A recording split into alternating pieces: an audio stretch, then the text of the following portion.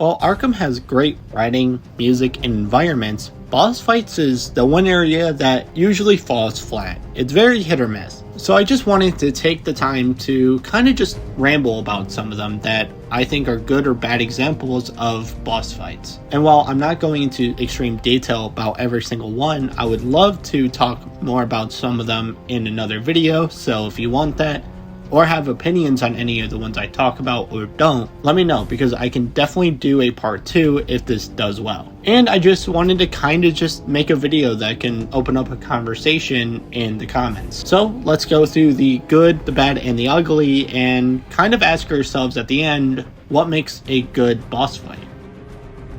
So I wanted to start off with the Poison Ivy boss fight in Asylum. In my opinion, it's the best boss fight in the whole game, but more than just gameplay. While the fight itself is only 2 real phases, both of them you're just flinging batarangs. You know, it's a good example of a challenge in the gameplay where as you go up in difficulty, I mean, you have to think about your attacks a bit more. I mean, yes, you're just flinging batarangs, but with those projectiles, they can do considerable fucking damage. Even when you're captured by the plants, it will drain your health kind of quick. So while that's a good example of a challenge where it's not hard to learn, but hard enough to still pose a good challenge, it is a perfect example of presentation. We are in the botanical gardens. Plants surround our every position. Everything can be used as a weapon for Ivy. And I've always thought that the perspective of the camera is an interesting placement. I mean, for most of the game, and as you know from every other Arkham game, Batman is very close up to the camera. We're always looking at his shoulder, but this perspective has Ivy miles above him. Besides the Scarecrow world, I think it's a lot more effective here. She sees everyone, including Batman, as just inferior. And that's just true to Ivy as a character since issue 1. She wants humanity to pay for what they did and do to nature because she also feels nature's pain. That's the whole reason for helping Batman in the first place, was because her plants were getting destroyed. After getting injected with the Titan, she had said she started to fight Batman because it was making her plants powerful, and that's what she wants. So it's very true to her character, and Poison Ivy is one of those characters I'm gonna make a whole video about because I think she was kind of written perfectly, but it's such a good example of perspective. And also, if you remember when we first meet her in her glass cell, she is begging Batman to let her go so she can free her plants. Batman denies her and basically says that, I know how powerful you are, and that's not going to happen. The ending Bane boss fight in Origins is Arkham's Mona Lisa. It's the perfect example of Batman being prey. Bane is hunting you, and you have to use vents and crates to send him into exposed wire to electrocute him. While the objective is simple, the challenge is in how Bane operates. And the cutscene leading into it is one of the best cutscenes in this series. Joker put a heart monitor on Bane, which is connected to an electric chair.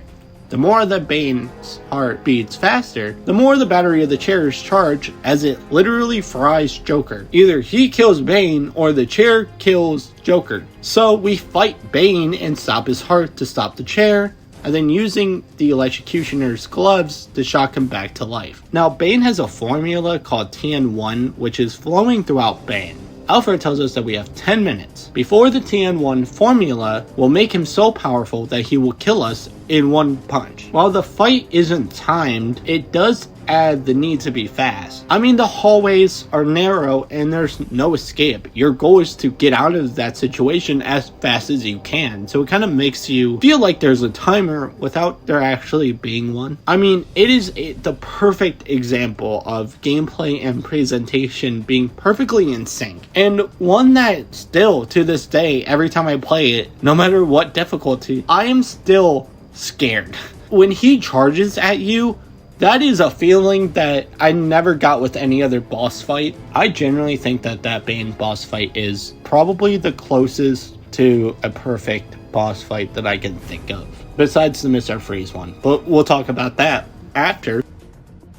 Now, the Joker boss fight in Asylum is objectively the fucking worst. You can reach and say that it could be Joker having a laugh at the player for having a shitty boss fight, but it's clearly a poorly designed fight that falls flat. There's zero challenge, even in harder difficulties, and there's no stakes at all. The presentation is not good, and the designs need some fucking work. I like Joker talking to the news helicopter though, that's funny at least. But I just know that I cannot make this video without talking about how bad this is. There's barely anything good, and the Ivy boss fight that took place right before this is so much better. The Bane boss fight earlier in the game is 20 times better than this one. A really good one, I actually feel like it's a great boss fight for that part of the game, because a good boss fight should kind of take what you've learned so far and put it all together. And by then you got familiar with the Titan, and you're dealing with a bunch of enemies at once, which sets you up for later fights. So that one's actually a really good boss fight early game. But the Joker boss fight, for your final boss fight, it should be something that you put all your experience in the game, everything you've learned up until that point, and it should challenge you genuinely. But this is something that is so bad, I don't even know what they were thinking. It had to be a deadline or something that they had to rush out. No way that they sat down and was like, you want to know what will hit? Let's make him a Titan, and then let's make you pull him down over and over again and just punch him. It is funny though. It is funny. I do like the humor in it when it comes to him talking to the helicopter. I think that's funny, but that's it. Next, it's time for you to be disappointed. I'm sorry, Deathstroke fans. Deathstroke is an interesting one because I really like it. I don't think it's as great as people say. I think it's a great boss fight, kind of teaching you everything you need to know, and it's one of like the best like first boss fights, and it really does hype you up for it. And I think Deathstroke kind of hypes you up very well. I do think that there's some rose-tinted glasses here, because while it's better than the Ivy fight, so much better than the Joker fight, it's still just a good boss fight to me. It's fun, you can get into like a rhythm of it, but I like the whole vibe of the final offer in general. I like some of the people that work in the ship. I think some of them are great. Nice personalities. Deathstroke, I will say this, is a good boss fight in showing what could have been the combat originally, because you kind of do get into like this rhythm. You're kind of doing the same moves over and over again, but in a rhythm. So you can kind of get that rhythm gameplay that it was originally started as before free flow combat. But I'm sorry.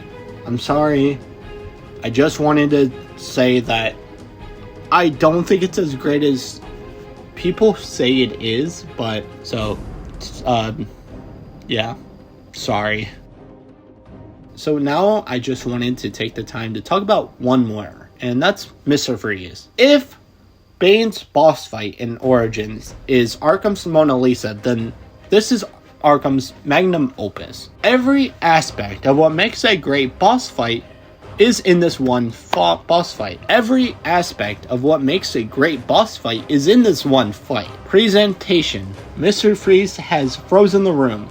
Much like Ivy, you are in his domain now with no escape. The challenge? You can't do the same move twice. And this was the first boss fight that I've ever seen where they learn as you fight. Obviously, they're not like learning anything new about the player, but the movesets that Batman has, he has perfect counters for. If you attack from a window, he will freeze the windows.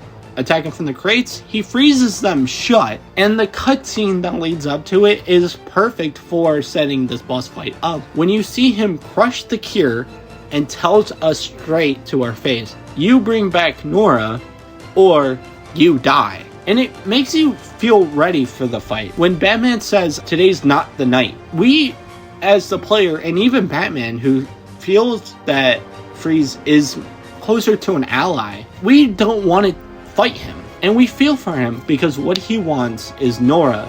He doesn't want to fight us. It feels like he's more trying to like show how powerful he is, so we take him more seriously to actually go and find Nora. He kind of just spent all this time making a cure for Batman. Also, the boss fight is a perfect example of a test for players that had played Asylum and City to that point. It takes advantage of every gadget and every move that Batman has and forces you to do parts of his moveset that you don't normally use. You have to get out of your comfort zone as a gamer. But it's another example like the Bane boss fight where you are being hunted. He is looking for you, not the other way around. This entire time you've been fighting mostly just thugs that will fight you.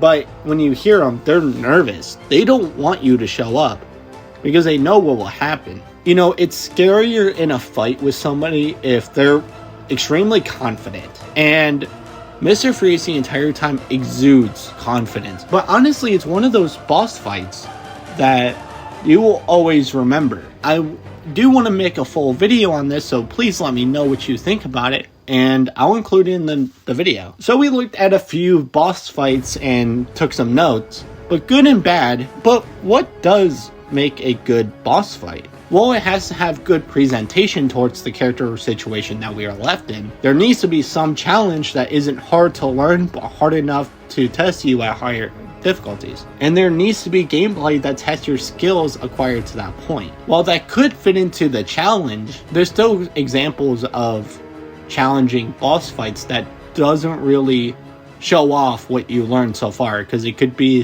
very simple, basic gadget. The challenge comes in when there's a lot of people, but maybe, just maybe, the fights were the bosses we met along the way.